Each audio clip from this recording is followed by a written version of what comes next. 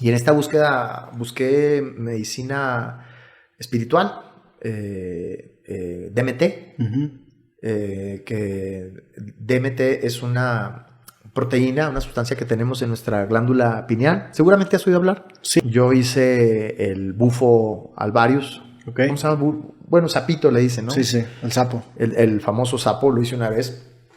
Y, güey, me sirvió mucho. Mucho, mucho. Hay gente que se ha curado de adicciones. Y te estoy hablando no solamente de adicciones a la cocaína, a la heroína, adicciones como la depresión, que al final del día la depresión puede ser una adicción. Porque cuando estamos deprimidos, estamos disparando químicos a nuestro cuerpo. Y luego de repente dejas de estar deprimido, pero ya eres adicto. Has estado tanto tiempo deprimido que tu cuerpo tu organismo te está exigiendo esos químicos. Pero a mí el sapito me ayudó muchísimo. Y me atreví a hacerlo porque, bueno, estuve investigando obviamente esta proteína, esta sustancia que tiene el sudor de este sapo, que es el DMT.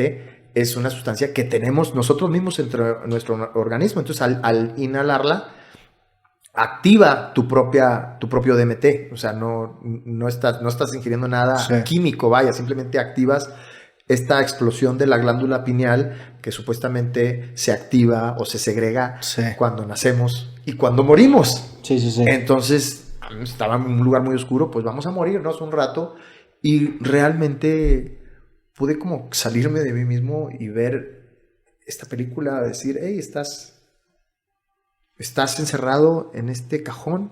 Sí, te estás ahogando en un vaso de agua. Estás viendo un árbol. Sí. Estás viendo todo lo mal que está en el árbol. Hey, y hacer sapito me hizo ver el bosque. Sí. Y wow. Güey, y ahí descubrí, ¿a qué venimos? Venimos a ser felices y a aprender.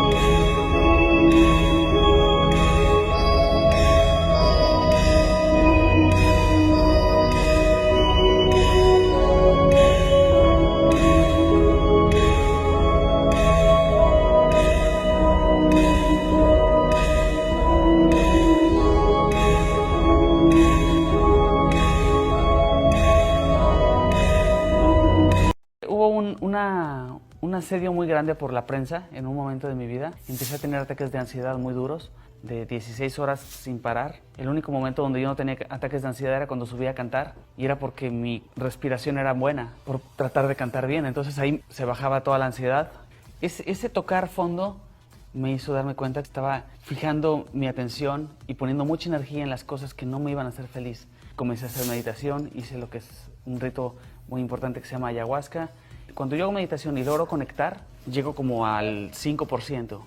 Y cuando uno toma la ayahuasca, llegas al 100% en 20 minutos. Cuando lo hice, las veces que lo he hecho, me di cuenta que no era un alucinógeno, sino más bien cuando uno está ingiriendo la planta, se desprende un líquido que se llama DMT, que se desprende solamente cuando naces y cuando mueres. Entonces, cuando ingieres ayahuasca, se desprende cuando estás vivo. Entonces mueres por un segundo. Mueres no físicamente, sino tu espíritu se te resetea. Y es una oportunidad bien bonita. Empecé a componer canciones diferentes. Me volví una persona más serena. Dejé de ser celoso. Me volví una persona mucho más familiar. Es un rito que en Brasil y en Perú se le da a los niños también. A niños de los 12 años ya pueden tomar ayahuasca. Yo podría decir que lo podría compartir hasta con mis hijos cuando tengan una cierta edad. Ayahuasca a nivel cerebral. La ayahuasca hiperactiva la altamente evolucionada neocorteza, el área del cerebro que nos hace humanos. Es aquí donde percibimos la razón y la toma de decisiones.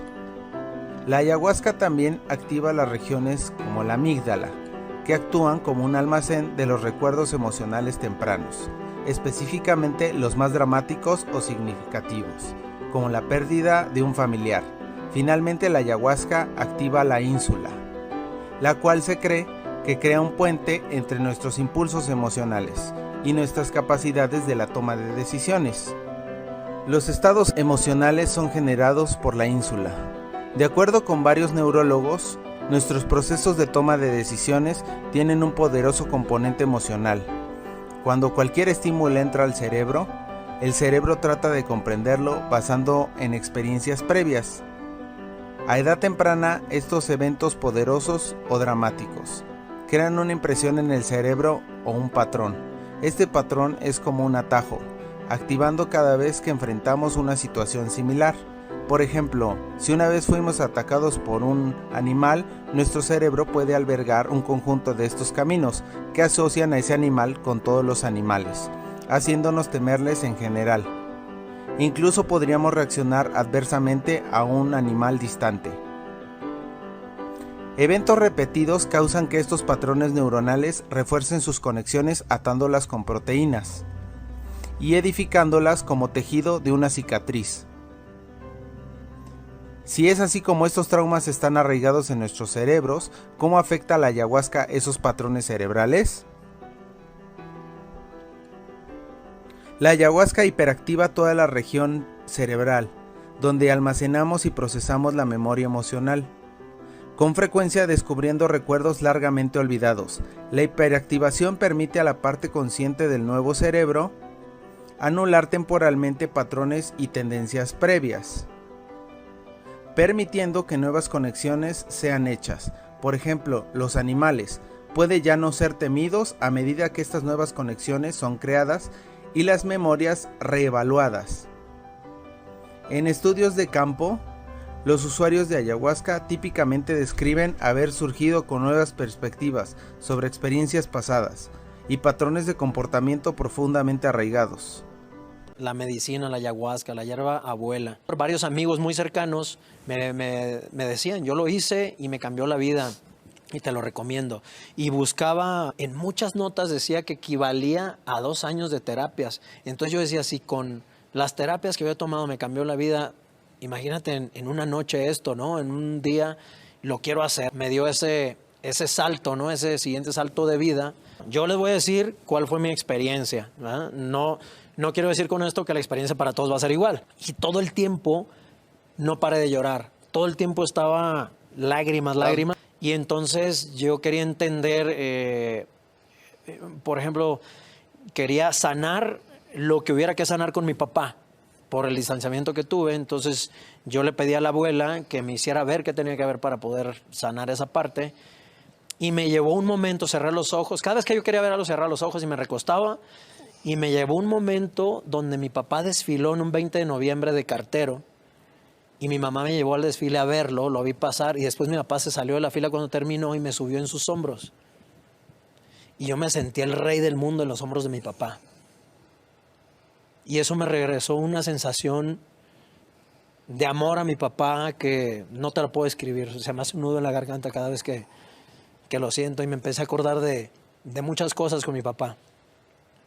Cuando pasó ese momento, después dije, ok, ¿cuál es la parte en la que yo debo de enfocar en la vida por la que de repente me fallan las cosas? Porque se me caían muchos proyectos que ya estaban ahí puestos y no entendía qué era lo que estaba haciendo mal. Entonces volví a cerrar los ojos y me llevó una imagen donde estaba mi mujer con mi hijo recién nacido y su piel se veía como con diamantes.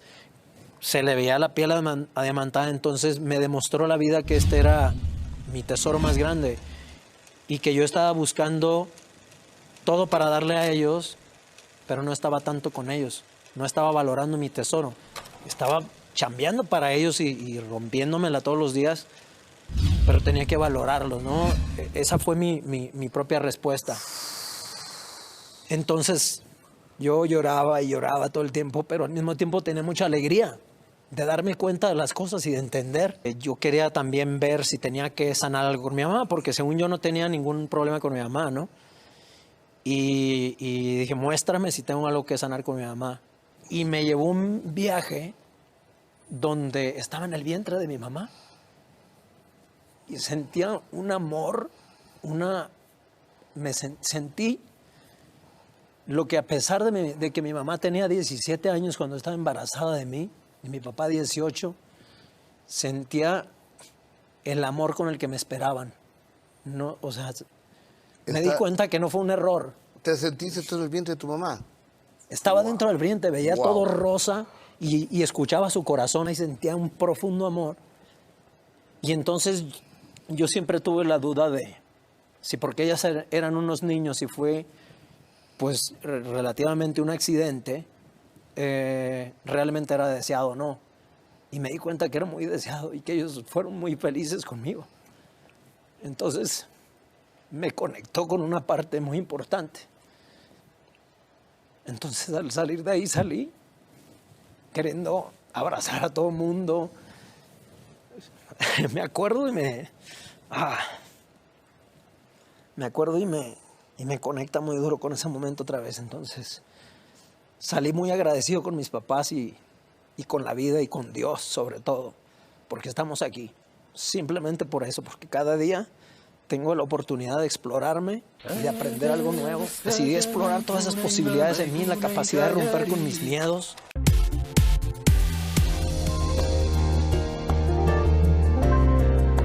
Sí estuvo fuerte. Nunca he platicado esto en televisión, pero eres tú. Pero cuando mi mamá estaba muriendo, yo quería... Hay una planta que se llama ayahuasca, Sí. que yo siempre había querido hacer, pero alguien me dijo, tú no la buscas, la planta te encuentra. Entonces yo decía, quiero hacer ayahuasca vida, pero nunca busqué, nunca nada. Y cuando mi mamá estaba muriendo, le dije, oye, tú y yo vamos a hacer ayahuasca juntas. Y ella me dijo, cuando salga de aquí, sí. El día siguiente murió. Y a los 4 días, una amiga que nada que ver, que hasta la fecha nunca ha hecho ayahuasca, nada, me dijo, oye, tengo un amigo que hace ayahuasca, ¿no te interesa? Y yo, sí. Hice una ceremonia de ayahuasca la semana que mi mamá murió, y en esta ceremonia, en este viaje, no la vi físicamente, pero ella me explicó por qué se murió, por qué su cáncer, me dejó como varias instrucciones, me enseñó cosas de la vida y me enseñó dónde estaba, que es un lugar, no es un sentir increíble. Entonces yo le dije, me quiero quedar aquí contigo, y ella me dijo, no, ve lo que te viene, y me presentó a Marcelo. Y ahí supe que se llamaba Marcelo, lo vi físicamente, lo vi todo. Todo lo escribí y 3 años después se cumplió. Entonces...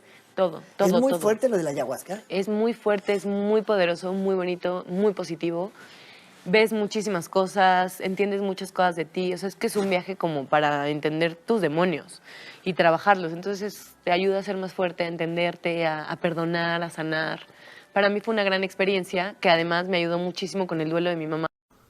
The best thing that ever happened to me that I retired from boxing, because me working out and me getting out, I was so intense with this. My whole objective was hurting people and wanting to be the best, and my ego took over, and I'm like Tyson, I'm the best to ever live, and all this bullshit. And dealing with my partner Rob Hickman, I happened to embark on this, come across this thing called the Toad. Are you familiar with the Toad? Yeah, what you're talking about is 5-methoxy Oh, that's it right there. Yeah. Yeah. And I came across that, and I smoked this, I don't know, this medicine, drug, whatever you want to call it and stuff. And I've never been the same. I look at life different. I look at people differently. And the experience I can't even express, really. It's almost like dying and being reborn. Yeah, I had the exact same experience. It's inconceivable. Inconceivable is the best way to put it. But all those things, they give you perspective. It's almost like you're dying, you're submissive, you're humble, you know what I mean, you're vulnerable, but you're invincible, still in all. You know, it's just that weird feeling.